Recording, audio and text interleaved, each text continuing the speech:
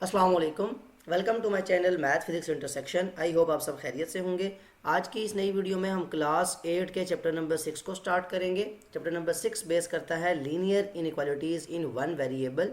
First of all exercise की तरफ move करने से पहले या कॉन्सेप्ट से पहले आपको चैप्टर के नाम की जो आपको पता हो कि चैप्टर किस चीज़ पे बेस बेस कर रहा है। लीनियर, आप इससे पहले लीनियर इक्वेशन का कॉन्सेप्ट देख चुके कि आपके पास ऐसी इक्वेशन जिसमें वेरिएबल की पावर 1 हो उसे बताते हैं लीनियर इक्वेशन। वही कॉन्सेप्ट यहाँ भी है कि लीनियर का मतलब ऐसी इनइक्वालिटी जिसमें वेरिएबल की पावर 1 हो वो कहलाएगी लीनियर इनइक्वालिटी।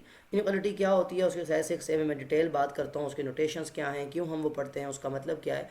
फर्स्ट आपको चैप्टर का जो बात वो समझ आ जाए कि लीनियर मतलब कि हम सिर्फ वो इक्वेशंस देखने जा रहे हैं, वो इनइक्वालिटीज़ देखने जा रहे हैं जिसमें वेरिएबल की पावर 1 होगी। इन वन वेरिएबल का मतलब है कि एक ही वेरिएबल यूज़ होगा जिसको आपको सॉल्व करना होगा। यहाँ पे इसका मतलब यह है कि आप कभी भी एक्स वाई या एक्स वाई जी 2 या 3 वेरिएबल्स एक साथ किसी एक इनइक्वालिटी के अंदर नहीं देखेंगे, बिकॉज ये भी आपका बेसिक है, अभी आपने इससे पहले इनइक्वालिटी को नहीं देखा।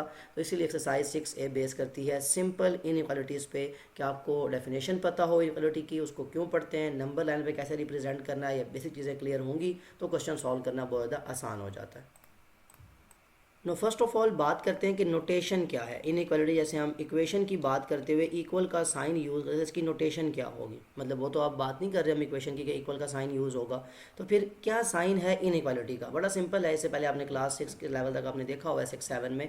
इनइक्वालिटी में दो बातें आती हैं, ग्रेटर देन और लेस देन। इनको लिखते हुए और आप इनको बोलते हुए ऐसे ही बोलते हैं, इनका लिखने के स्टेटमेंट के फॉर्म में लिखा होगा तो ग्रेटर देन लिखा होगा, लेस देन लिखा होगा, ये इनका सिंबल है। या एक और सिंबल जिसको हम लिखते हैं एंड, मतलब दूसरा सिंबल लिख लें लेस देन और इक्वल टू, अगर साथ लाइन लगी हो, और सिमिलरली अगर ये साइन दूसरा हो तो ग्रेटर देन और इक्वल टू। अब ये साइन खुद में ग्रेटर या लेस नहीं है जब तक इनके साथ को बात ना की जाए। यानी यहाँ पे अगर मैं कुछ एग्जांपल देते हुए कोई नंबर लिखूँ 3 इज़ लेस देन 7, अब अगर इस तरह पढ़ेंगे तो हम पढ़ेंगे 3 इज़ लेस देन 7 कि 3 जो है 7 से छोटा है, इसकी तरफ इसका फेस है, ठीक है। अगर दूसरी तरफ पढ़ूंगा तो मैं पढ़ूंगा 7 इज़ ग्रेटर देन 3, तो ये अपने इसको रीड करने की स्टेटमेंट, नंबर क्या लिखा हुआ है, क्या बात कर रहे हैं, तब इसकी मतलब बनता है जो आपकी इनवर्टिकल का नोटेशन जो सिंबल है उसका। ये बात हम क्यों पढ़ते हैं रियल लाइफ में, इसकी बहुत एग्जाम्पल्स हैं, आप देख सकते हैं। कभी भी कोई चीज़, हर चीज़ लाजमी तो नहीं है कि इक्वालिटी की फॉर्म में होगी या हर चीज़ का कोई सोल्यूशन निकल आएगा, एक एग्जैक्ट सोल्यूशन।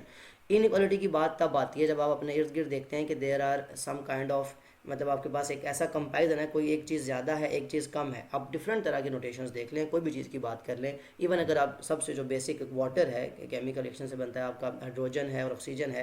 हाइड्रोजन के 2 जो है वो एलिमेंट्स हैं और ऑक्सीजन बिल्कुल सिंगल, तो H2O, उसमें भी एक चीज़ ज़्यादा है और एक चीज़ कम है, ठीक है। उसकी मिकदार या रेशो कंपैरिजन मैथ्स में क्लास की बात करें तो स्टूडेंट्स किसी एक सेक्शन में नंबर ऑफ स्टूडेंट जो हैं वो ज़्यादा हैं और दूसरे सेक्शन में नंबर ऑफ स्टूडेंट जो हैं वो कम है, तो बहुत ज़्यादा कंपैरिजन आप इनइक्वालिटी का कॉन्सेप्ट बहुत अपनी रियल लाइफ में देखते हैं। इसलिए ये मैथ्स में कॉन्सेप्ट है, इसको हम हमने सोल्यूशन भी हमने इससे निकालना है, इसकी वैल्यूज़ भी फाइंड करनी है, उसके रियल लाइफ पे एप्लीकेशंस भी हैं, ये शुरू में ज़रा क्लियर करना ज़रूरी है। तो नोटेशंस आपको समझ आ जाए कि जो इनइक्वालिटी है उसमें लेस देन और ग्रेटर देन या लेस देन के साथ, ये बहुत इंपॉर्टेंट, अक्सर स्टूडेंट यहाँ कन्फ्यूज़ होते हैं। ये जो साथ में साइन है ये इक्वल टू का है। इसकी बात, इसका मतलब क्या हुआ कि जब आप कभी बात करेंगे तो सिर्फ ये बात नहीं करनी, जब एक्स की लेट सपोज हम वेरिएबल की फॉर्म में बात करते हैं, यानी दो बातें लिखी हूँ मैं यहाँ तरफ एग्जाम्पल आगे इसको मैं एक्सप्लेन करता हूँ मजीद, कि लिखा हो एक्स इज़ ग्रेटर देन 3 या लेस देन कर लें, एक्स इज़ लेस देन 3, एक ये बात है। सिमिलरली अगर लिखा हुआ है एक्स इज़ लेस देन का साइन है, साथ में ये लाइन है, फिर 3 लिखा हुआ है, अब ये मतलब है कि जब एक्स की वैल्यू है जो सोल्यूशन है, जैसे हम इक्वेशन में निकालते थे कि x is equal to 4, answer आ गया, ये एक ही आंसर था। अब यहाँ पे ये दो डिफरेंट, मतलब आंसर का मतलब ये है कि लेस देन और इक्वल टू 3, या एक्स की वैल्यू 3 के इक्वल आ सकती है इनइक्वालिटी में, या लेस देन 3 रहेगी। अब लेस देन 3 में कितने नंबर्स आते हैं वो सारा कॉन्सेप्ट हम साथ देखेंगे। शुरू में जो मैंने बात बनाई थी वो इनइक्वालिटी के लिए ये नोटेशन हमने यूज़ करनी है। इनइक्वालिटी का कॉन्सेप्ट हमारे रियल लाइफ में कहाँ कहाँ यूज़ होता है ये बात हो चुकी। अब इनइक्वालिटी के लिहाज से आपको ये पता होना चाहिए कि इनइक्वालिटी में रूल्स क्या अप्लाई होंगे। अगर आपको वेरिएबल फाइंड करना है, वेरिएबल की वैल्यू फाइंड करनी है, अननोन्स फाइंड करने हैं, तो उसके लिए आपको कौन से रूल यूज़ करने हैं, एग्जैक्ट वही रूल्स आप यूज़ करेंगे, सिंपल जो आपकी एडिशन सब्ट्रैक्शन है जो आपने इक्वेशंस में यूज़ किए थे। यहाँ पे आप ज़रा इसको भी रेस करके यहाँ पे वो रूल्स लिख लें कि आपको जो चीज़ याद रखनी है। और क्योंकि ये सिंपल इनइक्वालिटी है तो यहाँ पे आपको जस्ट शुरू में कोई इतनी डिटेल जो है वो नहीं है, जस्ट आपका एक जो बेसिक कॉन्सेप्ट है वो रिवाइज करना ज़रूरी है।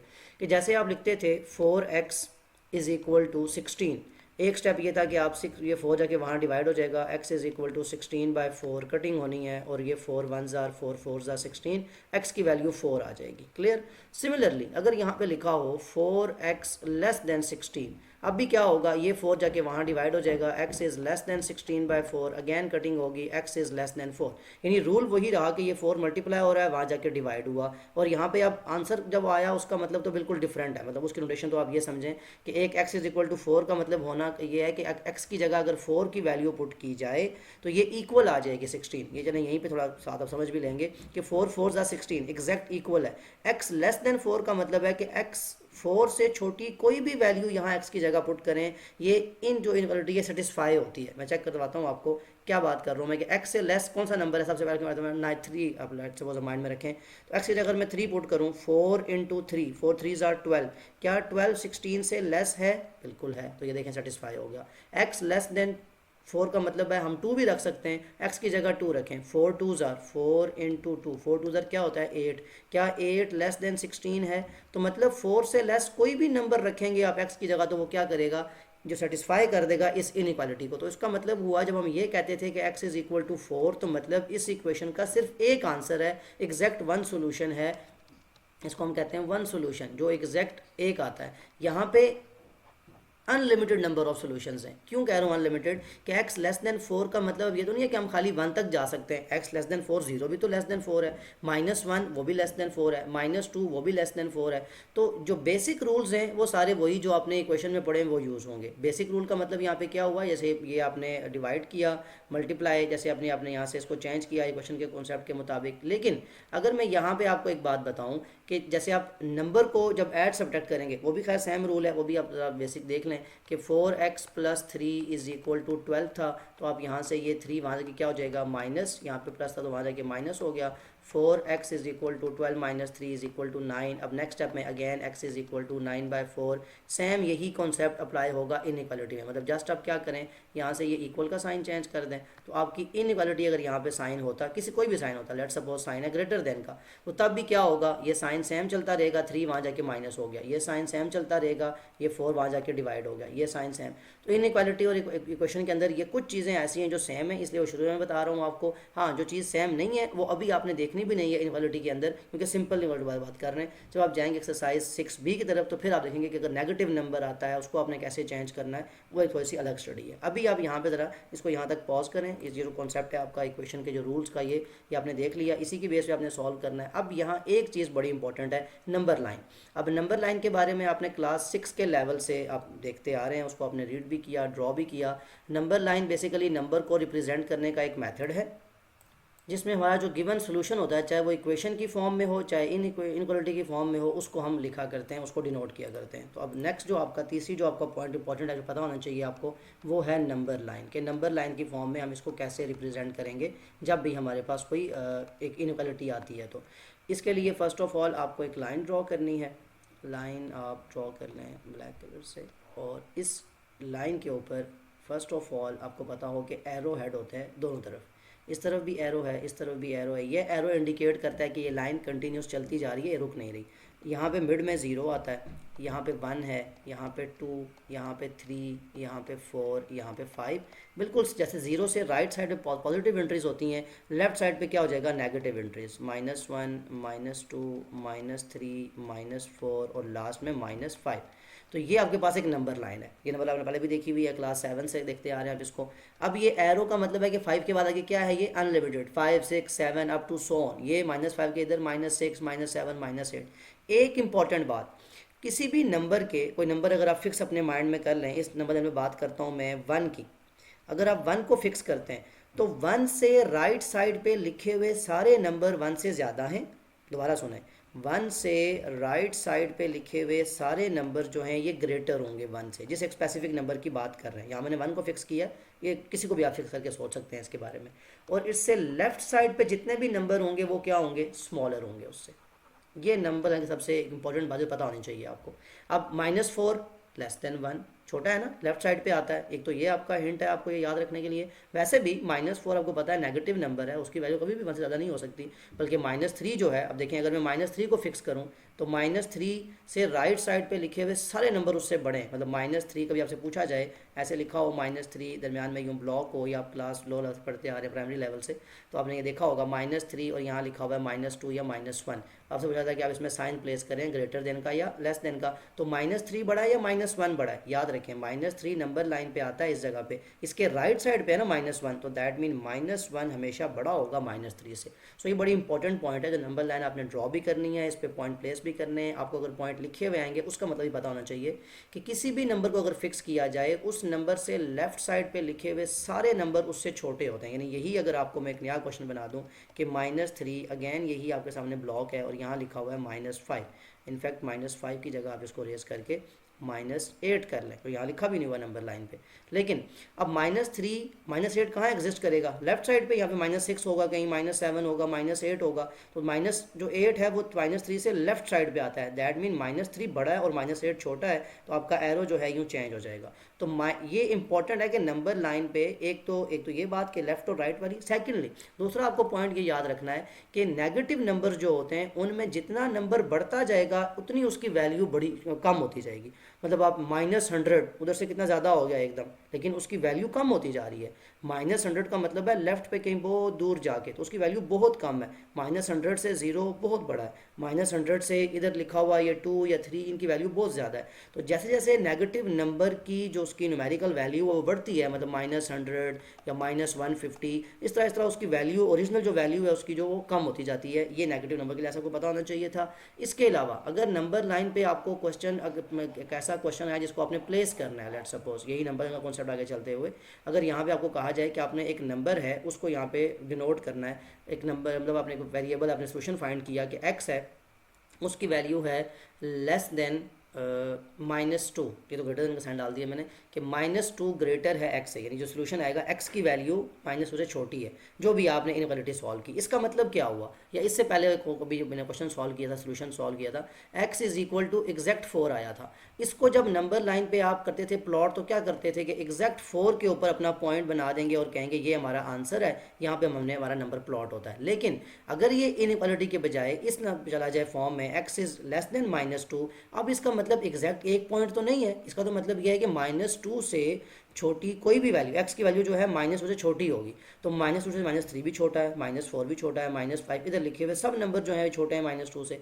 तो दैट मीन्स कि आपकी जो वैल्यू है वो उसको लिखते हुए डिनोट कैसे करेंगे, आपके -2 पे यूँ सर्कल बना दिया, ठीक है। उसके बाद आप इधर मूव कर गए या एरो बना दिया कि x, ये इनइक्वालिटी क्या शो कर रही है आपको कि x जो है, जो अननोन है आपका, उसकी वैल्यू -2 से छोटी है।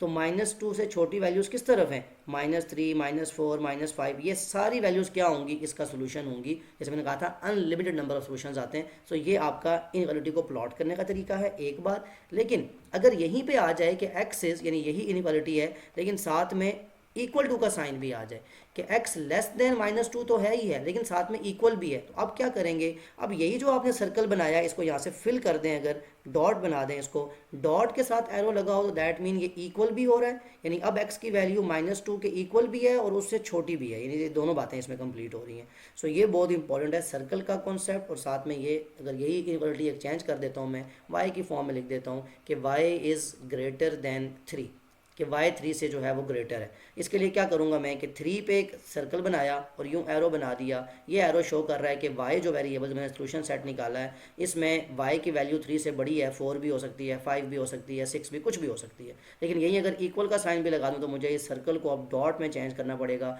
कि y जो है ये 3 के इक्वल भी है, यानी उसी जो इनइक्वालिटी है उसमें y को 3 पुट करें तब भी सेटिस्फाई रहेगी, और उसमें ग्रेटर देन 3 के नंबर पुट करें तब भी सेटिस्फाई रहेगी। ये बहुत इंपॉर्टेंट पॉइंट है जो आपको नंबर के फॉर्म से पता होना चाहिए था। एक्सरसाइज 6A में यही कुछ बेसिक बातें जो आपने ड्रॉ करनी है, प्लॉट करनी है नंबर लाइन पे, इनइक्वालिटी का कॉन्सेप्ट आपने यूज़ करना है, ग्रेटर देन लेस देन का नंबर, ये जो नेगेटिव नंबर वाली बात है, ये अगर आपको कॉन्सेप्ट क्लियर है फिर आप एक्सरसाइज 6A की तरफ मूव कर सकते हैं, क्योंकि वहाँ पर आपने इन्हीं चीज़ों को देखना है, बिकॉज अभी आप सिंपल इनइक्वालिटीज़ को सॉल्व कर रहे हैं। तो एक्सरसाइज 6 से क्वेश्चन नंबर 1 को देख लेते हैं। Question number 1, fill each box with less than, greater than, less than और इक्वल टू, और ग्रेटर देन विद और इक्वल टू साइन। कि आपके पास डिफरेंट पार्ट्स हैं, आपने उनको समझना है और फिर बताना है कि जो बॉक्स है इसमें साइन किस चीज़ का आएगा, लेस देन इक्वल का, ग्रेटर देन और इक्वल का, ग्रेटर या लेस किसी एक का, सिंपल, ये आपने देखना है। बड़ा सिंपल है ये, तो जस्ट ऑब्जेक्टिव टाइप है। आपको अगर कॉन्सेप्ट क्लियर है, if x is greater than y then 5x is greater than 5y, less than 5y, या लेस देन और इक्वल टू, ग्रेटर देन और इक्वल टू, 4 के जो 4 ऑप्शंस हैं उनसे कौन सा साइन यहाँ पे आएगा। देखें x और y अभी आपके सामने वेरिएबल की फॉर्म में लिखे हुए हैं। अगर मैं x को भी 5 से मल्टीप्लाई कर दूँ, y को भी 5 से मल्टीप्लाई कर दूँ, लेकिन x पहले ही y से ज़्यादा था, तो जब 5 से मल्टीप्लाई होगा तो और ज़्यादा हो जाएगा। तो दैट मीन इनइक्वालिटी पे कोई डिफरेंस नहीं आएगा नंबर के मल्टीप्लीकेशन से। तो दैट मीन जो आपका साइन है इसी तरह रहेगा कि 5x is also greater than 5y।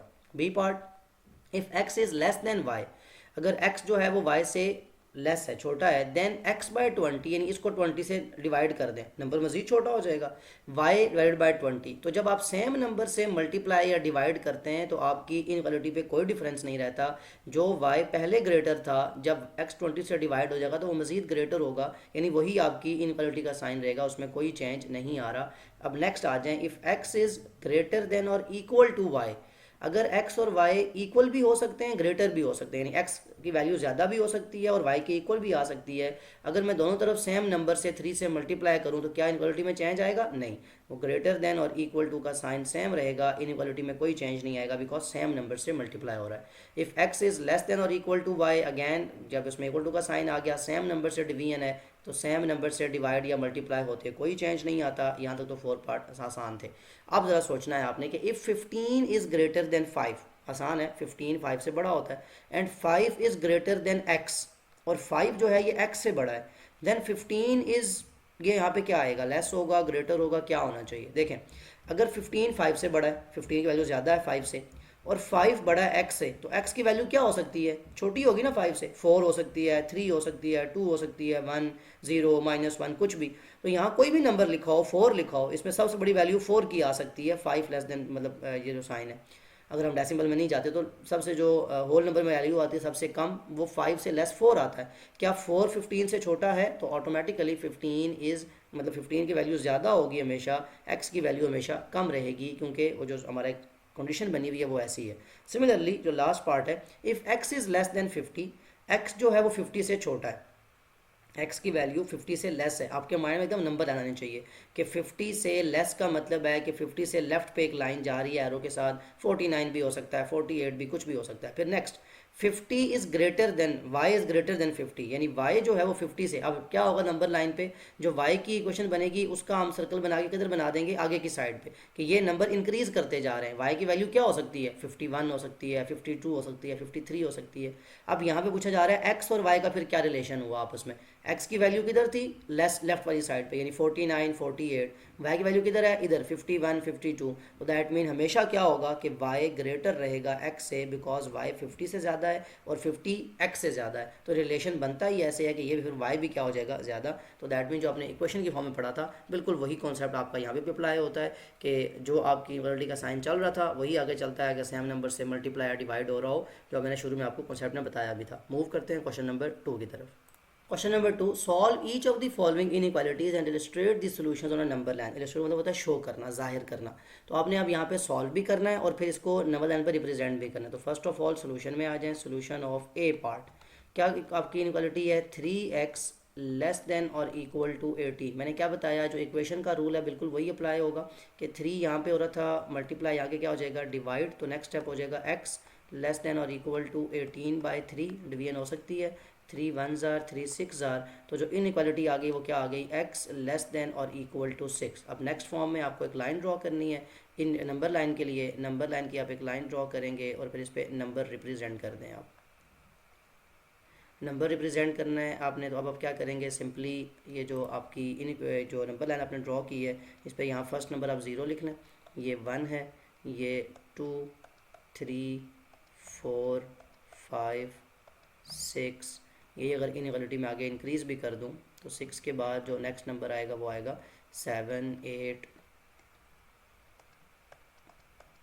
Up to so on, और यहाँ पे एरो बना दें, दैट मीन ये इनवर्ट चलती जा रही है। अब नंबर लाइन -1 यहाँ पे आएगा, -2 आएगा, -3, ये आपकी इनइक्वालिटीज़ की जो एंट्रीज हैं ये भी अपने पास नोट डाउन कर लें। अब आपका कोई क्वेश्चन है वो ये कि x की वैल्यू 6 के इक्वल है और उससे लेस है। यहाँ पे आप -3 इनफैक्ट यहाँ लिखें ताकि आपको वो गैप जो है वो कवर रहे। अब यहाँ पे जब आप इसको ड्रॉ करेंगे तो एक आपने ये ख्याल करना है कि गैप, क्योंकि यहाँ तो मैं थोड़ा रफ सा ड्रॉ कर रहा हूँ, आपने ड्रॉ करते हुए ये बड़ा इंपॉर्टेंट है कि आपका जितना भी, ये नहीं 7 से 8 में जो गैप है उतना ही होना चाहिए, 6 तक उतना ही होना चाहिए, 5 तक ये आपका जो गैप है ये बिल्कुल एग्जैक्ट होना चाहिए। अब आप देखें आपकी इनइक्वालिटी क्या कह रही है कि x की जो वैल्यू है, जो सोल्यूशन हमने सॉल्व किया, इसमें x की वैल्यू आप लेस देन 6 रखें तो ये सेटिस्फाई होती है। देख लें आप, 3 5 जार 15, बिल्कुल वो उसमें अप्लाई हो सकता है। लेस देन 6 का मतलब है 4 भी रखें तब भी हो सकता है। तो किस तरफ मूव करना पड़ेगा आपको, आपको लेफ्ट की तरफ मूव करना है, लेस वैल्यू है और साथ में इक्वल का साइन भी है। तो नंबर लाइन पे ड्रॉ करते हुए, जो नंबर लाइन आप ड्रॉ करेंगे तो वो कैसे ड्रॉ करेंगे कि एक तो 6 पे आपका पहले डॉट बनेगा, डॉट क्यों, क्योंकि इक्वल का साइन भी साथ था, और एरो किस तरफ आ जाएगा आपका लेफ्ट की तरफ। और ये क्या डिनोट करेगा कि आपकी वैल्यूज़ यहाँ से इस तरफ चलती जा रही है, ये रुक नहीं रही, यानी 5 4 3 2 1 -1, ये सारी एंट्रीज को सेटिस्फाई करती हैं। ये आपकी नंबर लाइन डिनोट हो गई। ये फर्स्ट पार्ट का सोल्यूशन हो गया। अब इसको यहाँ से आप रेस कर लें और यहीं पे हम देखते हैं कि बी पार्ट में हमसे क्या इनक्वालिटी पूछी गई है। नंबर लाइन भी हम अगेन ड्रॉ कर लेते हैं ताकि आपका जो कॉन्सेप्ट है वो भी कंप्लीट हो जाए। सोल्यूशन ऑफ बी पार्ट, अब क्या करना है आपको, 4x इज़ ग्रेटर देन और इक्वल टू 62। अगेन सोल्यूशन, ये 4 यहाँ हो रहा है, मल्टीप्लाई वन की क्या हो जाएगा, divide x is greater than और इक्वल टू 62/4। कटिंग हो सकती है, x इज़ ग्रेटर देन और इक्वल टू, कटिंग करें किस नंबर से होगी, 4 1s are, यहाँ भी 4 1s are 4, 4 2 कैरी आएगा 22, 4 5s are 20, तो 5 मतलब कंप्लीट डिवीजन नहीं हो रही, तो फिर आप क्या करें, इसको जस्ट पॉइंट्स की फॉर्म में ले आएँ। लिखते हुए आप क्या लिखेंगे, यानी बड़ा इंपॉर्टेंट है ये क्वेश्चन, आपके सामने ऐसा आ चुका है, इसमें आपको कैलकुलेटर भी यूज़ करना है और साथ में आपको बता भी दूंगा कि इसको आपने प्लॉट कैसे करना है। तो 62 डिवाइडेड बाय 4, आंसर आ गया 15.5। तो अब आपका सोल्यूशन क्या बता रहा है कि x की जो वैल्यू है ये ग्रेटर देन है और इक्वल टू है 15.5 के। ये आपकी इनवर्टेड का सोल्यूशन आ चुका वेरिएबल की फॉर्म में। इसको आपने नंबर लाइन पे डिनोट करना है। नंबर लाइन आप यहाँ ड्रॉ करें, ठीक है। अब आप यहाँ पे इस पे नंबर्स लिख लें। लेट सपोज आपका फर्स्ट नंबर, अब नंबर लाइन पे मैं नंबर वो लिखूंगा जो हमें जिस फॉर्म में चाहिए। मतलब आप देखें जीरो या नेगेटिव नंबर लिखने की ज़रूरत नहीं है, बिकॉज एक्स की वैल्यू क्या है 15.5 से ज़्यादा। तो आप इसको स्टार्ट कहाँ से करें, लेट सपोज 13 से स्टार्ट कर देता हूँ मैं। 13 14 15 16 17 18 19 और अप टू सोन, ये चलते जा रही है, ठीक है। अब देखें, थोड़ा सा मैंने गैप का वो ख्याल किया कि गैप आपका इक्वल रहे, ताकि आपको भी ड्रॉ करते हुए इस तरह ख्याल रखना है। अब 15.5 कहाँ लाए करेगा, 15 और 16 के बिल्कुल मिड में यहाँ पे। लेकिन अब इसको आप डिनोट करेंगे तो साथ में साइन किस चीज़ का है, इक्वल का भी है, ग्रेटर देन और इक्वल टू। तो यहाँ पे क्या सर्कल बनाना है या डॉट बनाना है, हमने डॉट बनाना है, यहाँ पे सर्कल नहीं आएगा। और ग्रेटर देन है तो उसके लिए हमने कहाँ मूव करना होता है, राइट साइड पे। तो डॉट बना के आप राइट पे एरो बना देंगे। ऊपर आपको ये इन्फॉर्मेशन लिखनी होती है कि आपने किसको डिनोट किया है। ये नंबर लाइन किसको डिनोट करती है, ये नंबर लाइन डिनोट कर रही है x ग्रेटर देन, यानी यहाँ इस पॉइंट पे आप लिख दें, ये पॉइंट कौन सा है, 15.5 है ना, तो 15 होल 1/2 जो इसका मिक्स नंबर में आंसर आता है। पॉइंट्स में लिखें तब भी गलत नहीं है, लेकिन बेस्ट ये है कि आप इसको इसी फॉर्म में लिखें जिस फॉर्म में 62/4 15 1/2 पॉइंट्स में ना ही जाए, कि आपको क्लियर रहे कि आप इसको ड्रॉ कर रहे हैं। अब ये आपका बी पार्ट था। अब सी पार्ट में देखते हैं कि आपसे कौन सी इक्वालिटी पूछी हुई है। जस्ट मैं क्या करता हूँ कि ये आपके जो पॉइंट्स लिखे हुए हैं ये रेज करता हूँ, बिकॉज पॉइंट्स चेंज होंगे, बाकी नंबर लाइन सेम रहेगी। तो 4x की बजाय यहाँ पे अब सी पार्ट में आपने कौन सा जो है वो इनक्वालिटी देखनी है, 3y इज़ लेस देन -36। ये 3 यहाँ पे हो रहा है मल्टीप्लाई, वाले की क्या हो जाएगा, divide y is less then -36/3। Cutting हो सकती है, 3 1s are 3 1s are 3 3 2s are 6। तो y जो इनइक्वालिटी है वो बता रही है कि इसकी वैल्यू लेस होगी -12 से। अब लेस का साइन है तो दैट मीन्स हमने नंबर शुरू ही कहाँ से करने, ताकि लेफ्ट की तरफ आए हम। तो -12 से छोटी वैल्यूज़ आनी है y के सेट के अंदर। तो यहाँ से हम स्टार्ट करते हैं -10 से, -10 -11 -12 -13 -14 -15 अप टू सो ऑन। यहाँ एरो बना दें कि ये चलती जा रही हैं वैल्यूज़, जिधर आप जिस उसको रखेंगे वहाँ पे एरो ज़रूरी है आपका। अब लेस देन का साइन है, इक्वल का साइन नहीं है, तो यहाँ पे किस चीज़ का जो सर्कल बनाना है या एरो वो डॉट बनाना है। यहाँ सर्कल बनाएंगे आपके -12 से लेस का मतलब है कि लेफ़्ट पे मूव कर जाएं, और साथ में एरो बना दें कि y की सारी वैल्यूज़ ये शो कर रहा है नंबर लाइन। और ये किस चीज़ को यहाँ पे आप लिख भी दें कि ये -12 का निशान जो हमने ड्रॉ किया है कि -12 से छोटी वैल्यूज़ है सारी। ये लिखना इतना ज़रूरी नहीं है, जस्ट ये कि आपको बता रहा हूँ, अगर मिड में कहीं आए तो के मेंशन कर दिया करें आप। तो -12 से लेस सारी वैल्यूज़ y के इस जो इनइक्वालिटी है इस सोल्यूशन सेट के अंदर आ जाएंगी। और ये आपका नंबर लाइन पे आपने ड्रॉ भी कर दिया। इसको भी रेस कर लें, बिकॉज मैंने बताया आपको हर इनइक्वालिटी के साथ नंबर लाइन को चेंज करना है। D part, 5y is greater then -24। अब ये y 5 यहाँ पे मल्टीप्लाई होने की क्या हो जाएगा, divide -24/5। Next step, y is greater then -24/5। इसको आप सॉल्व कर लें। 24 divided by 5 will give you 4.8, तो y की वैल्यू जो है ये -4.8 से ज़्यादा है। अब -4.8 से ज़्यादा का मतलब क्या है कि आपको नंबर लाइन क्या ड्रॉ करनी है, ग्रेटर साइड की तरफ। तो यहाँ पे आप जो नंबर ड्रॉ करेंगे, मैं स्टार्ट करता हूँ -5 या 6 के बजाय 5 कर लें, -5, then -4, -3, -2, -1, 0 up to so on, ये चलता जाएगा। और यहाँ पे एरो बना हुआ है, दैट मीन्स ये इंडिकेट कर रहा है कि स्टॉप नहीं कर रहा। अब यहाँ भी इक्वल टू का साइन नहीं है, सिर्फ ग्रेटर देन है, तो -4.8, -4.8 कहाँ लाई करेगा, 4.8, 4.1, 4.2, ये 4.5 है, 6, 7, यहाँ पे कहीं 4.8 होगा। तो अब इसको आप डिनोट करेंगे तो आपने सर्कल से डिनोट करना है, बिकॉज इक्वल का साइन नहीं था, और एरो आपका आएगा ग्रेटर तरफ, बिकॉज वाई की वैल्यू ग्रेटर देन के साइन के साथ है। दैट मीन -4.8 से ज़्यादा वैल्यूज़ है, इस तरफ मूव करना है। -4.7, -4, -3, ये सब बड़े हैं ना, 0, 1, 2, ये ग्रेटर वैल्यूज़ है। सो ये नंबर लाइन है आपके सी पार्ट की। आप कैलकुलेटर आप ऐसी जगह पे रखें जहाँ पे आप इसको बार बार यूज़ कर सकें और सारी वैल्यूज़ भी आपकी सॉल्व हो जाएं। ये नंबर लाइन को आप रेस कर लें, इसको आपने अगेन प्लॉट करना है, यहाँ से ये वैल्यूज़ रेस कर लें और देखें ई पार्ट में आपसे कौन सी इनइक्वालिटी पूछी गई है। 4x less than 28, x less than 28 divided by 4 हो जाएगा। 28 कटिंग हो सकती है, 4 7s are 28, direct 4 7s are 28, तो आपकी इनइक्वालिटी जो आ जाएगी वो आ जाएगी x less than 7।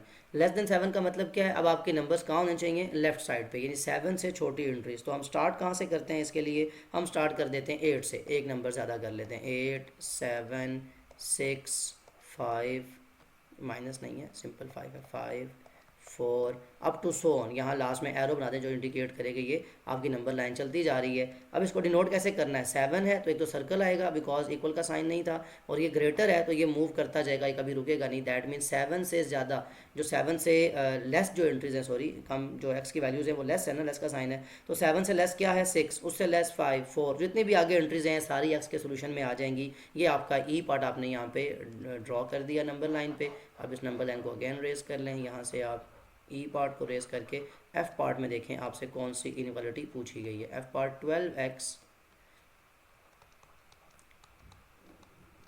Is greater than और इक्वल टू 126। अब नेक्स्ट स्टेप, ये 12 यहाँ पे हो रहा है मल्टीप्लाई, वहाँ से क्या हो जाएगा, डिवाइड, तो x ग्रेटर देन और equal to 126/12, x greater than और equal to 126 divided by 12 will gives you 10.5।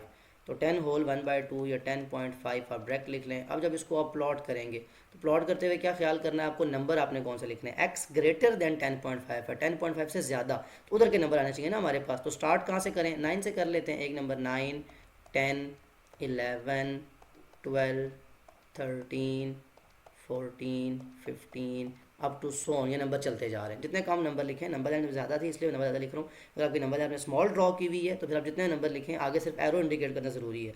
अब 10.5 से ज़्यादा है और साथ में ग्रेटर देन और इक्वल टू का साइन भी है, तो 10 और 11 के मिड में यहाँ पे कहीं 10.5 आएगा और डॉट से होगा, अब सर्कल नहीं होगा। और अप टू सो ऑन का मतलब है कि ये 10 होल 1/2 या 10.5 ये नंबर है, यहाँ से डिनोट कर रहा है, और ये आगे चलता जा रहा है, ये इंक्रीजिंग ऑर्डर के अंदर है। तो ये आपका आ गया 10 होल 1/2। अब आप जो आपका नेक्स्ट पार्ट है जी पार्ट, उसका देख लें, उसकी नंबर लाइन भी ड्रॉ कर लें। पहले उसको सॉल्व करते हैं इनइक्वालिटी को, कि जो आपके जी पार्ट में इनइक्वालिटी है वो क्या पूछी गई है। 2y इज़ लेस देन और इक्वल टू -5, ये 2 मल्टीप्लाई हो रहा है, वहाँ से क्या हो जाएगा, डिवाइड लेस देन और equal to -5/2, y is less than और equal to 5 divided by 2 will give you 2.5 और माइनस का 2.5। अब आप देखें y की वैल्यू -2.5 से क्या है, लेस का मतलब हमें कौन सा नंबर लिखने हैं, लेफ्ट साइड वाले। तो -2 से लेस नंबर का मतलब है -3 -4 लिखने हैं ना आपको। तो स्टार्ट यहाँ से कर दें -1 से, -1 -2 -3 -4 -5, इतनी एंट्रीज काफ़ी हैं, और यहाँ एरो बना दें, दैट मीन ये चलता जा रहा है, ये नंबर लाइन जो है आपकी स्टॉप नहीं कर रही। ओके, ये आपने बनाना एंड पे ही है, यहाँ पे सिर्फ कैलकुलेटर में ड्रॉ नहीं कर पा रहा, इसलिए मैंने यहाँ पे ड्रॉ कर दिया है इसको। तो अब आपने क्या करना है कि आप इसको 2.5 कहाँ पे आएगा, -2 और -3 के मिड में यहाँ पे, और आप इसको डिनोट किससे करेंगे, इक्वल टू का साइन पे, दैट मीन डॉट आएगा, आपका सर्कल नहीं आएगा। और ये लेस देन का साइन है, दैट मीन लेफ्ट की तरफ मूव करना है और एरो बना देना है कि ये -2.5 को इंडिकेट कर रहा है इस इनइक्वालिटी को, कि ये इनइक्वालिटी की नंबर लाइन है, ये यहाँ से मूव करते हुए आगे जा रही है, इसमें सारे लेस नंबर जितने भी हैं वो सारे इंक्लूड हो जाएंगे। अब मूव करते हैं लास्ट जो एच पार्ट है हमारा उसकी तरफ, कि एच पार्ट में हमें किस चीज़ को, तो इनइक्वालिटी को फाइंड करना है और उसी को फिर हमने ड्रॉ भी करना है। तो H part 9y is greater then -20। First of all 9 जो यहाँ पे मल्टीप्लाई हो रहा है वहाँ जाके डिवाइड हो जाएगा, -20/9, 20 divided by 9 will give you 2.2। That means ये आपका आ जाएगा y इज़ ग्रेटर देन -2.2। -2.2 है और ग्रेटर देन -2.2 का मतलब क्या है, कौन से आना चाहिए नंबर, राइट साइड के सारे नंबर। तो अब -2.2 से बड़ा कौन है, उसके बाद आ जाएगा -1, उससे राइट साइड पे 0, फिर 1। तो यहाँ स्टार्ट करते हुए मैं स्टार्ट कर रहा हूँ -3 से, -3, -2, -1, 0, 1, 2, 3 अप टू सो ऑन। अब -2.2 का मतलब है 2, 2.1, 2.2, 2 जैसे याद है ना, 2.5 मिड में आता है, फिर 3 आता है। तो -2.2 यहाँ पे कहीं कोई नंबर होगा, तो इसके ऊपर यहाँ पे हमें अब क्या ड्रॉ करना है, सर्कल या डॉट, इक्वल का साइन नहीं है तो हम सर्कल ड्रॉ करेंगे। और -2.2 से ग्रेटर है, ग्रेटर के लिए कहाँ मूव करना होता है, राइट साइड पे। दैट मीन ये आपका ये जो डॉट है किसको डिनोट कर रहा है, -2 में लिख भी दें कि y ग्रेटर देन -2.2 की नंबर लाइन है ये, यानी जो नंबर लाइन डिनोट कर रही है बता रही है कि y की वैल्यू -2.2 से ज़्यादा है। ये सारे नंबर y की जगह लिखे जा सकते हैं, ये उसके सोल्यूशन में आ सकता है। तो ये था क्वेश्चन नंबर 2। मूव करते हैं क्वेश्चन नंबर 3 की तरफ। Question number 3. A van can ferry a maximum of 12 people. By setting up an inequality, find the minimum number of vans that are needed to ferry 80 people. कहते हैं आपके पास एक word problem है। First of all आप इसको समझें, इसकी inequality खुद से बनाएं। उसने कहा है बाय सेटिंग अप इनइक्वालिटी, खुद से बनानी है आपने। फिर फाइंड करें कितनी नंबर ऑफ वैन्स आपको चाहिए होंगी 80 पीपल्स को कैरी करने के लिए। तो अब वैन कैन फेरी मतलब जो आपके पास इनइक्वालिटी में जो पहली चीज़ है जो आपको नहीं पता वो ये है कि आपकी वैन्स कितनी है। तो जो चीज़ ना पता हो मैथ्स में क्या करते हैं, let the number of vans be x। Let करते हैं जो हमें वैन्स चाहिए उनकी वैल्यू क्या है, x। अब अगली बात, एज गिवन हमें बताया ये गया कि एक जो वैन है उसमें कितने लोग बैठ सकते हैं, 12, और मतलब हमें कितने लोगों को लेके जाना है, 80। तो हमारे लिए ये कंडीशन होनी चाहिए कि जो वैन्स हैं, मतलब किसी को छोड़ना तो नहीं है हमने, तो 12x यानी 12 पीपल एक वैन में बैठ सकते हैं। तो 12 को अगर मल्टीप्लाई बाय x करें, यानी जितनी नंबर ऑफ़ वैन्स हैं, क्या होना चाहिए, इसमें जो स्पेस है ये हमेशा ज़्यादा होनी चाहिए या इक्वल होनी चाहिए 80 पर्सनस के। तो बड़ी इंपॉर्टेंट बात है कि आपको 80 पीपल को कैरी करना है, कहीं लेके जाना है। आपके पास कंडीशन ये है कि एक गाड़ी में 12 लोग बैठ सकते हैं। तो आप जो नंबर ऑफ़ वैन्स जो आप मतलब आप अपने जो करनी है हायर करनी है, वो इतनी हायर करनी है कि 80 या तो कम्प्लीटली उसमें बैठ सकें, या आप उसके आपके पास स्पेस बच जाए तो कोई बात नहीं है, लेकिन कोई बंदा रह ना जाए, आपको सबको लेके जाना है। अब नेक्स्ट स्टेप बहुत ज़्यादा ईजी है। इनइक्वालिटी आप सेटअप कर ली, बात को समझ के, जो कंडीशन दी हुई है उसको देख के। अब नेक्स्ट स्टेप में ये 12 वाले के क्या हो जाएगा, 80 के साथ divide. That mean x is greater than और equal to 80 divided by 12। Cutting के बजाय आप सिंपल इसकी डिवीजन कर लें, आपके पास आंसर आ जाए 80 divided by 12 will give you 6.66। कि x की वैल्यू क्या होनी चाहिए, x इज़ ग्रेटर देन और इक्वल टू 6.66, या होल फॉर्म में लिखेंगे तो आपका आंसर ऑलमोस्ट आएगा 62/3। तो इसका मतलब ये हुआ कि आपको जो number of vans, minimum number of van, अब 6.6 तो कोई वैन नहीं होती ना, 6 तो एक कंप्लीट वैन है, 0.6 तो कोई वैन ना हुई। तो जो मिनिमम नंबर ऑफ, उसने पूछा था find the minimum number of van, तो हम लिखेंगे so the minimum number of vans required, और कितनी नंबर ऑफ वैन्स हो तो हम सबको भेज सकते हैं 7। अब 6.6 क्योंकि वो कम्प्लीटली को बात नहीं है, तो 7 वैन्स होंगी तो कुछ हमारे पास सीट्स जो हैं वो खाली रह जाएंगी, लेकिन 80% कम्प्लीटली ऑक्यूपाई कर जाएंगे, उनको हम कैरी कर सकते हैं। तो इंपॉर्टेंट है वर्ड प्रॉब्लम को पहले समझना कि बात हमें क्या जो कही जा रही है उसकी अंडरस्टैंडिंग हो जाए, उससे इक्वालिटी बनाना। अब ये भी आखिर में ये नहीं कि आपने 6.6 पे आंसर छोड़ दिया, क्योंकि 6.6 तो कोई एग्जैक्ट मतलब वो तरह का आंसर नहीं है जो आपको बता सके कि वैन्स तो नहीं आती, 6 वैन्स तो कम्प्लीटली आ जाएंगे। उसके बाद आप क्या कहेंगे, आधी वैन, तो आधी वैन का तो कोई कॉन्सेप्ट नहीं है। तो फिर इसलिए आपको मिनिमम नंबर ऑफ वैन जो चाहिए वो 7 है, कि आपके पास कुछ सीट्स रह जाएं लेकिन आप सारे जितने भी लोग हैं उनको कैरी करके ले जाएं। तो क्वेश्चन नंबर 3 कंप्लीट हुआ। मूव करते हैं क्वेश्चन नंबर 4 की तरफ। Question number 4, find the smallest rational value of y that satisfies the inequality 8 less than और इक्वल टू 7y। कहते हैं आपको खुद से इक्वालिटी मैंने बता दी है, जस्ट आप ये करें कि y की वो वैल्यू फाइंड करें स्मॉलेस्ट जो रैशनल वैल्यू। याद रखें first of all rational number कौन से होते हैं, इससे पहले आपने अगर पढ़े हुए हैं क्लास 7 तो फिर तो बड़ी इंपॉर्टेंट, ठीक है। अगर नहीं तो समझ लें कि रैशनल नंबर ऐसा नंबर है जिसको हम p/q की फॉर्म में लिख सकते हैं। p/q मतलब फ्रैक्शन की फॉर्म में लिख सकते हैं। और इम्पॉर्टेंट बात यह है कि ये p और q जो हैं, p एंड q, ये कहाँ से बिलोंग करने चाहिए, सेट ऑफ इंटीजर से। अब यहाँ पे कुछ स्टूडेंट पूछेंगे सेट ऑफ इंटीजर्स क्या होते हैं, तो सेट ऑफ इंटीजर जैसे आपके पास नेचुरल नंबर का सेट होता है कि natural numbers are the numbers which start from 1 2 3 up to so on. Similarly whole number का सेट होता है आपके पास जो कि स्टार्ट होता है मतलब डिनोट w से होता है और स्टार्ट 0 से होता है। सिमिलरली इवन और ये सब आपने पढ़े हुए हैं। बिल्कुल इसी तरह सेट ऑफ इंटीजर्स जो है इसकी इंपॉर्टेंट बात यह है कि इसमें 0 +-1 +-2 +-3 ये सारे एंट्रीज आती हैं, यानी इसमें नेगेटिव नंबर्स भी आ जाते हैं। अभी तक जो सेट देखे होंगे natural, whole, even, odd, prime, composite, ये सारे पॉजिटिव नंबर्स के थे। सेट ऑफ इंटीजर्स में नेगेटिव नंबर्स भी आ जाते हैं। तो रैशनल नंबर वो होगा जो p/q यानी फ्रैक्शन की फॉर्म में लिखा जा सके, फ्रैक्शन की फॉर्म में लिखा जाए, और जो दोनों नंबर हों p और q जो ऊपर न्यूमरेटर और डिनोमिनेटर है, ये दोनों कहाँ से बिलोंग करें, सेट ऑफ इंटीजर से। तो ये आपने एक नई चीज़ भी सीख ली है, बड़ी इंपॉर्टेंट, इसको ज़रा डिटेल में देख लीजिएगा कि सेट ऑफ इंटीजर्स का पता हो आपको कंप्लीट। जो मैंने बताया आपको ये समझना ज़रूरी है, क्योंकि आपको ऐसे वर्ड प्रॉब्लम आ सकते हैं जिसमें आपको set of integers, p/q, rational number, ये सारी बातें आपसे पूछी जाएँ। तो p/q की फॉर्म में लिखना है, यानी फ्रैक्शन की फॉर्म में लिखना है एक तो हमें। और ये भी याद रखें कि अगर लेट सपोज कहीं 4 लिखा हुआ है, क्या 4 रैशनल नंबर है? अब यहाँ ऑब्वियसली मैंने पॉज इसलिए किया कि आप खुद थोड़ा सोचें कि 4 रैशनल नंबर है या नहीं। किसी भी नंबर के जिसके डिवाइड में कुछ ना हो क्या होता है, 1। तो 4/1, अब ये क्या बन गया, रैशनल। तो कोई भी एक नंबर लिखा हुआ है, चाहे वो होल है चाहे नेचुरल है, ये अपने आप में रैशनल नंबर है p/q। तो 4/1 एक रैशनल नंबर है बिकॉज 4 भी इंटीजर में लाई करता है और 1 भी। सिमिलरली -5/3 भी होगा। अब कौन से नंबर नहीं होंगे, अगर किसी पे कोई इस तरह लिखा हुआ है √2, अब ये रैशनल में नहीं है बिकॉज यहाँ पे कहीं स्क्वायर नजर आ रहा है आपको स्क्वायर रूट, तो इसका मतलब हुआ ये नंबर नहीं है। इसी तरह आयोटा आपने पढ़ा होगा, ये आपका रैशनल नंबर में नहीं आता बिकॉज ये इस फॉर्म में नहीं है। जो भी आपके ऐसे नंबर्स हैं वो इस फॉर्म में नहीं लिखे जा सकते जिनमें इनइक्वालिटी इस फॉर्म, मतलब ये आपका एक रैशनल का जो कॉन्सेप्ट है ये क्लियर हो जाए पहले, फिर अब आप इस सोल्यूशन के ऊपर आ जाएं कि अब जो आपको इस इनइक्वालिटी को सॉल्व करना है और जो y की वैल्यू आपको फाइंड करनी है वो किस फॉर्म में फाइंड करनी है, रैशनल नंबर के। ये मैं लिखा रहने दे रहा हूँ जस्ट टू मेक श्योर आपको बात की समझ आ सके। तो गिवन आपको दिया गया था कि 8 इज़ लेस देन और इक्वल टू 7y। बहुत इंपॉर्टेंट है कि आपको 7 को जो यहाँ पे मतलब मल्टीप्लाई होता है वहाँ जाके डिवाइड हो जाएगा। That mean 8 divided by 7 is greater than less than और इक्वल टू y। अब y की वैल्यू हमें यहाँ पे तरीका ये नहीं है कि जिसको पॉइंट्स में ले आए, पॉइंट्स तो रैशनल नंबर नहीं बनेगा, हमें इसको फ्रैक्शन की फॉर्म में लिखना है। तो सिंपली डिवाइड कर लें कि 8 को अगर 7 से डिवाइड करेंगे 7 1s are 7 हो जाएगा और 1 आ जाएगा रिमाइंडर। दैट मीन इसको हम मिक्स नंबर में लिखेंगे 1 होल 1/7 इज़ लेस देन और इक्वल टू y।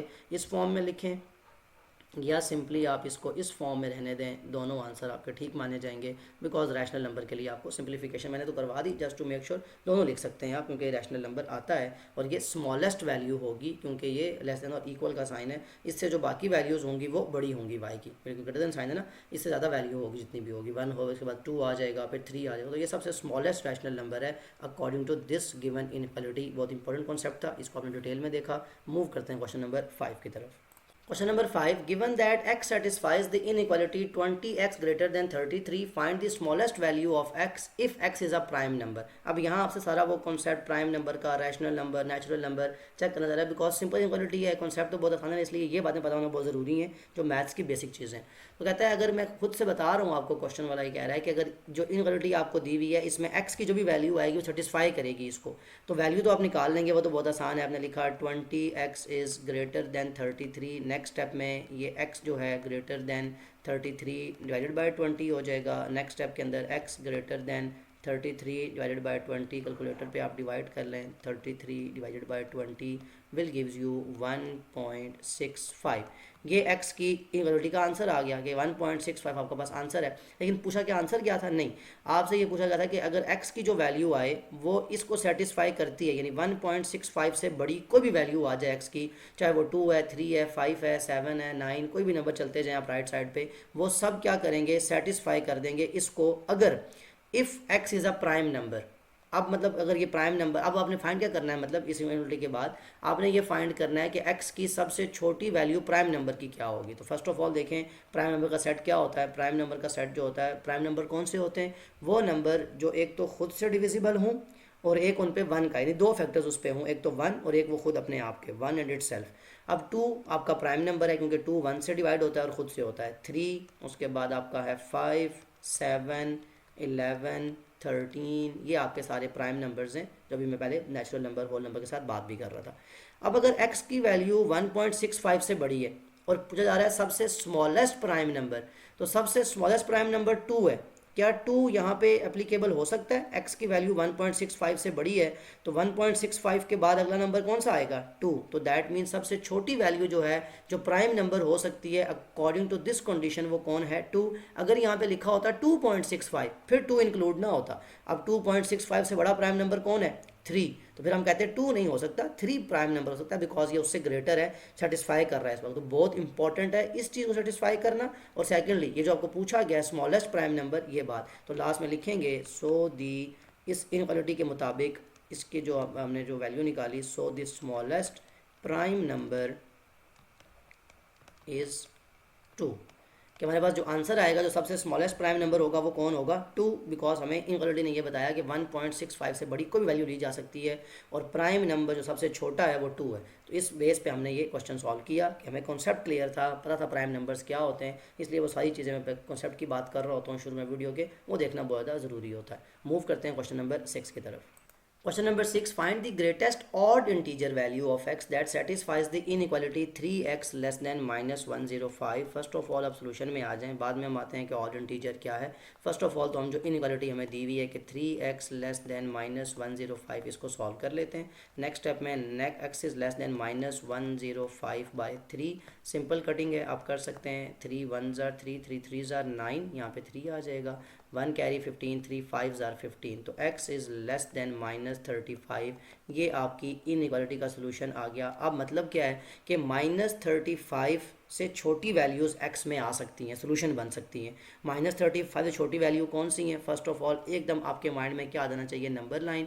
अगर माइनस 35, ज़रा लाइन स्ट्रेट ड्रॉ कर लें, माइनस 35 अगर यहाँ पे कहीं लाई करता है तो इससे छोटी वैल्यूज़ कहाँ लिखी जाएंगी? इस तरफ लिखी जाएंगी, मतलब माइनस 36, माइनस 37, ये सारी वैल्यूज इससे छोटी हैं और वही x के वैल्यू बन सकती हैं अकॉर्डिंग टू दिस कंडीशन। ये आपको पहले क्लियर हो जाए, ये बात क्लियर हो गई। अब पूछा जा रहा है आपसे odd integer, greatest odd integer कौन सा हो सकता है? तो फर्स्ट ऑफ ऑल पता हो ऑड नंबर कौन से होते हैं। ऑड नंबर का सेट जो होता है वो आपके पास 1 3 5 7 9, ये सारे नंबर 11, ये आपके सारे नंबर ऑड नंबर में। अब साथ ही बात होगी इंटीजर्स की। इंटीजर किसे कहते हैं? z को, मतलब जो सेट ऑफ इंटीजर्स हैं उसमें क्या आती हैं? पॉजिटिव और negative entries, 0 plus minus 1 plus minus 2 plus minus 3, ये सारी एंट्रीज आ जाएंगी सेट ऑफ इंटीजर्स में। इन दोनों को मिलाना है, यानी ऑड नंबर भी हो और इंटीजर भी हो। ठीक है, ये तो पहली बात ये समझ आ गई। यानी इसमें से इवन नंबर तो आप निकाल ही दें, ना 2 आ सकता है, ना 4 आ सकता है, ना 0 आ सकता है, सिर्फ ऑड नंबर आ सकते हैं, जिसकी बात अभी हम कर रहे हैं इस क्वेश्चन में जो हमें गिवन कंडीशन है कि ऑड भी हो और इंटीजर भी हो और ग्रेटेस्ट ऑड इंटीजर हो। तो अब अगर माइनस, तीन बातें आपके पास, तीन कंडीशंस हैं। एक तो वो माइनस 35 से छोटा हो, यानी माइनस 36, माइनस 37, ये नंबर्स होने चाहिए। फिर वो ऑड हो और फिर वो इंटीजर हो। तो मुझे बताएं अब जो अकॉर्डिंग टू गिवन कंडीशन जो आपका सेट बनेगा वो क्या बनना चाहिए? जो मतलब आपका ऑड भी हो, इंटीजर भी हो और इसको सेटिस्फाई करे, वो सेट होना चाहिए आपका जिसमें वैल्यू होनी चाहिए माइनस 35 से छोटा कौन है? माइनस 36। लेकिन माइनस 36 तो इवन नंबर है, क्या वो इसमें आएगा? नहीं, हमने तो ऑड नंबर देखने हैं, दैट मीन ये इसमें नहीं आ सकता। फिर माइनस 37, हाँ ये आ सकता है बिकॉज ये ऑड भी है, ये इंटीजर भी है यानी नेगेटिव भी है और इस बात को सेटिस्फाई कर रहा है, यानी माइनस साइड पे आना है। ओके नेक्स्ट, माइनस 37 के बाद कौन सा नंबर आएगा? माइनस 38, वो तो ऑड नहीं है, इवन है। माइनस 39 आ सकता है बिकॉज ये इंटीजर भी है, ये ऑड भी है और छोटा भी है, माइनस 35 से लेफ्ट साइड पे आता है। 39 के बाद माइनस 40, वो तो इवन है। माइनस 41 आ सकता है, इसी तरह माइनस 43 आ सकता है। ये सारे नंबर्स आ सकते हैं और अप टू 100 ये चलते जा रहे हैं, रुकेंगे नहीं, ख़त्म नहीं होंगे ये आपके पास सेट बनता है इन तीनों कंडीशन से मिलके कि आपके पास लेस भी हो, ऑड भी हो और इंटीजर भी हो। अगर ये तीनों बातें पूरी हो रही हैं, अब इस सेट में देखें ग्रेटेस्ट ऑड इंटीजर कौन है इसके अंदर? ग्रेटेस्ट ऑड इंटीजर, और तो सारे हैं ये, माइनस 37, माइनस 39, माइनस 41, इंटीजर भी सारे हैं, ऑड भी हैं, इंटीजर भी हैं। तो ग्रेटेस्ट वैल्यू किसकी है? क्या माइनस 37 बड़ा है या माइनस 39 बड़ा है या माइनस 41? सबसे बड़ी वैल्यू -37 की है, बिकॉज ये सारे कहाँ लाए करते हैं, लेफ्ट साइड पे। नंबर के लेफ्ट साइड पे लिखे वाले नंबर सारे जो होते हैं वो लेस होते हैं। ये मैंने शुरू में कॉन्सेप्ट में बताया था, बहुत इंपॉर्टेंट है पता हो कि नेगेटिव नंबर में जैसे जैसे नंबर की न्यूमेरिकल वैल्यू बढ़ती है वैसे वैसे उसकी जो ओरिजिनल जो वैल्यू है वो कम होती जाती है, उसकी वैल्यू नहीं रहती, वो ख़त्म हो रहा है नंबर, मतलब जीरो किधर जा रहा है, -100 -200 नेगेटिव साइड पे जा रहा है, उसकी वैल्यू कम होती जा रही है। तो इस कंडीशन को देख के पूरे क्वेश्चन को समझ के हम क्या कहेंगे, so the greatest odd integer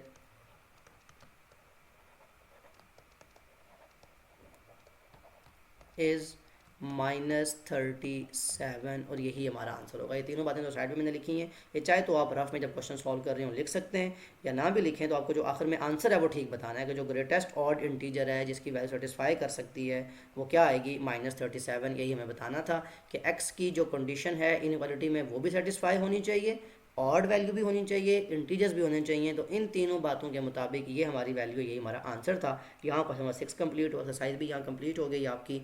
कोई ऐसी चीज़ जो मुश्किल लगी हो, जो समझ ना आई हो, वो कमेंट में ज़रूर मेंशन आप कर सकते हैं। क्वेश्चन को मैंने काफ़ी डिटेल में बता दिया वैसे तो, ताकि कोई आपकी कोई ऐसी आपके पास चॉइस ना रहे, आप सारे क्वेश्चन सॉल्व कर सकें, आपके पास जो भी इनक्वालिटी आपके सामने आए या ऐसी चीज़ें आ जाएँ स्पेशली इंटीजर्स के बारे में, ये सब ये भी आप सॉल्व कर सकें। स्टिल कोई भी फिर भी कोई ऐसी बात हो सकती है जो समझ ना आई हो तो कमेंट में ज़रूर मैंशन कर दें। Otherwise take care of yourself. अल्लाह हाफिज़।